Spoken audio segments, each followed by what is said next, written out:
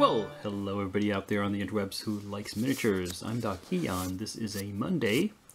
I'm here to ramble. It's Monday the 31st of May, 2021. The last day of May. Moving into summer. And we're starting out with finished stuff. Again, slow and steady wins the race is the seeming buzzword here, because at work we're still sort of in crunch mode for the end of the semester, and it's gonna be that way for another couple of weeks.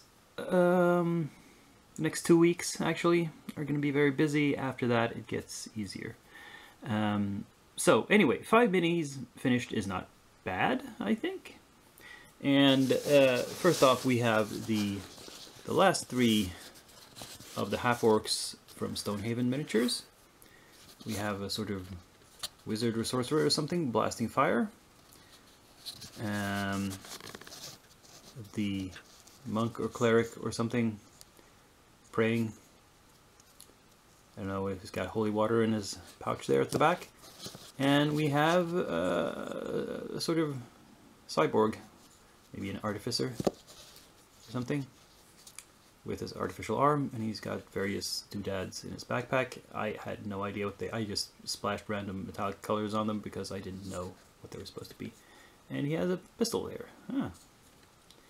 I don't know, maybe I should have even made the sight a little shinier, but oh well. It's okay. Then we have this Gale Force 9 mini. I think this is the last of the Gale Force 9 minis in my collection. So this is a resin piece, which is why the sword is a bit wonky. It was really bent and misshapen, and I've tried to fix it, but it's really hard with that kind of resin with a long thin piece like that. So it looks kind of messed up. But I went sort of with the color scheme on the box. The brown, the green coat, the red hat and pants, and a white shirt. A sort of purplish gray. My skin, mine is perhaps a bit more purple. The one on the box was more in the gray range. But still. And he has some sort of little familiar animal there. I don't know. It's some sort of hamster, gerbil. It's not a cat. It's not a rat. But it's some sort of rodent, I think. And finally, we have the giant scorpion from Heresy Miniatures, which I made the base a slightly different shade of tan or yellow than the actual body, because I want to get across the idea that it's sort of camouflaged in its environment, but I didn't want to make it perfectly camouflaged like a chameleon, because then you couldn't see the miniature, then you couldn't tell it apart from the base. But I think it turned out fine. I left the shell of the scorpion a little shinier, and I made the base more matte, also to increase the contrast between the base and the model. And yeah, that was the finished pile. Let's see what's on the work table. The work table doesn't look very exciting. It's a lot of blue. We have at least some undercoats on everything. And you might not think it, but this angel and mermaid Sophie here have the most work put into them. So if they're the most worked on, yeah, what are the least worked on like?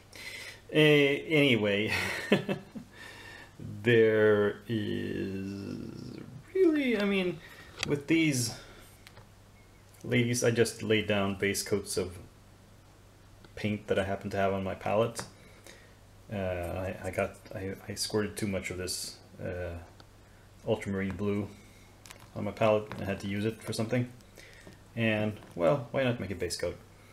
And I might paint over it with something else later, but anyway, at least it's filling some sort of purpose.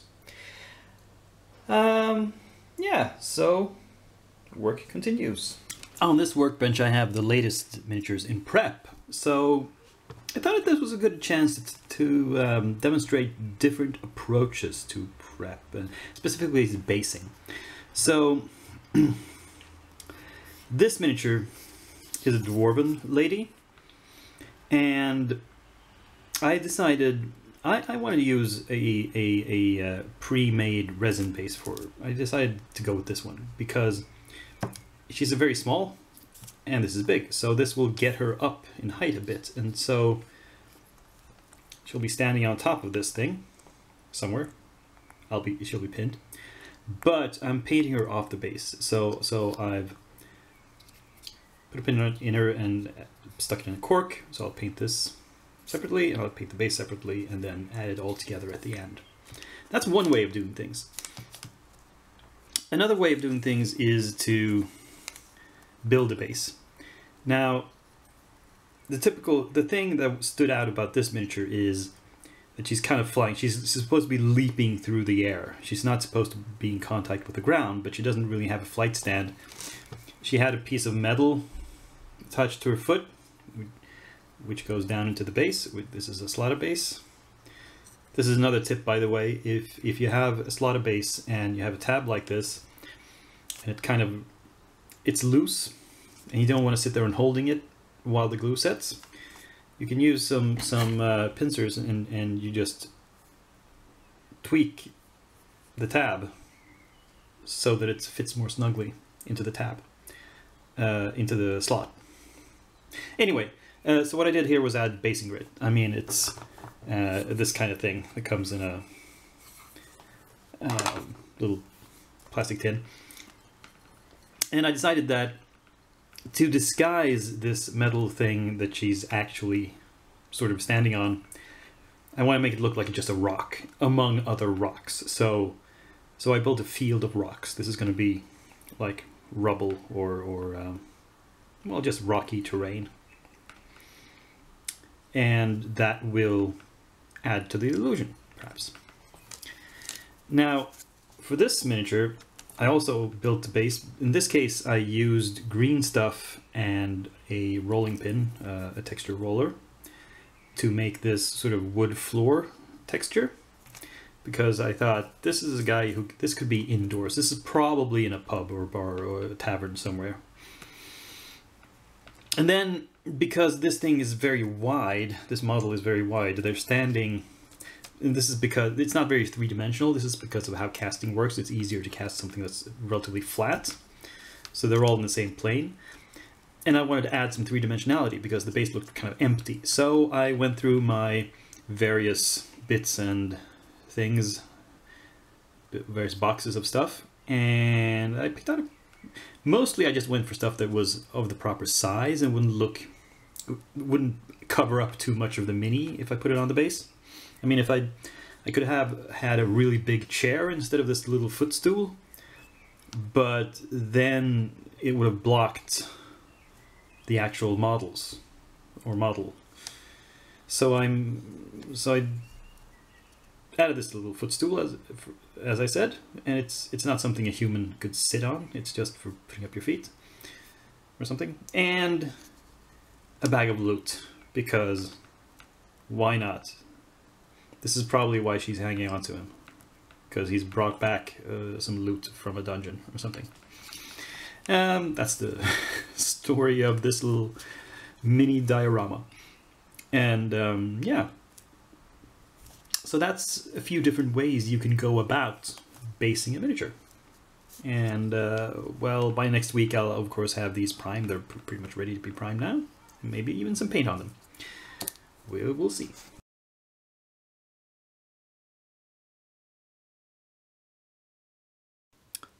Well, I guess it's time for some more house cleaning. So what I've decided to prep for next week is some Discworld miniatures. In fact, it's all my remaining Discworld minis currently.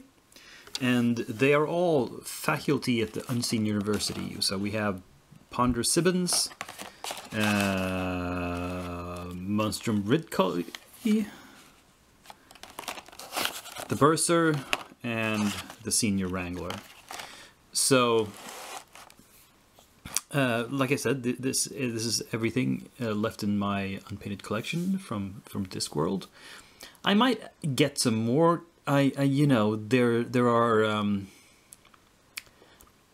I always feel this urge to complete my collection. Like, there's some of the City Guard that I haven't painted, and there's a few wizards left that I haven't painted either, or don't even own the miniatures for. So, maybe. But not anytime soon. I've got other stuff coming in, as I've mentioned several times. The Bones 5 Kickstarter is, of course, delayed. The boats are still on the water, so to speak. Well, not so to speak, they're literally on the water, and nobody knows when they will arrive in ports where they can be sorted and then shipped onwards. So, yeah, I was thinking June would be the arrival of that, the Bones stuff. Now I'm wondering that's perhaps optimistic, because there's, like I said, there's no sign of them arriving in, well, for me, the sorting would happen in the UK, in the Reaper's UK facility, so it would have to be UK port, and we don't know. It has not shown any sign of arriving there yet. And I know for a fact that when stuff is shipped from the UK into the EU, it can take forever as well.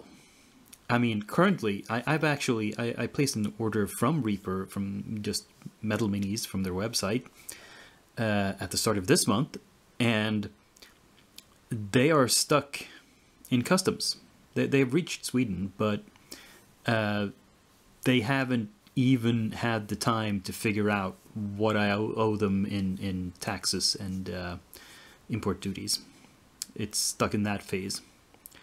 And it's been that for over a week. I think it's almost 2 weeks now. It's insane. So I don't know when those minis will reach me. But anyway, the point is that I can't count on shipments coming in. There's one other Kickstarter that is coming from within Europe that should get to me in June. But otherwise, you know, I'm gonna have to paint from my mountain of unpainted stuff and not rely on getting new stuff deliveries. So this is the next project. I don't think I need to add any more to the queue. If I do, I'll make something up on the spot, and you'll see next week. Which brings me to the end of this video, where I tell you to give me a thumbs up and subscribe and comment. And of course, as I mentioned next week, be back here next week on Monday for another Miniatures Ramble with me, Dakian, who for now is signing off.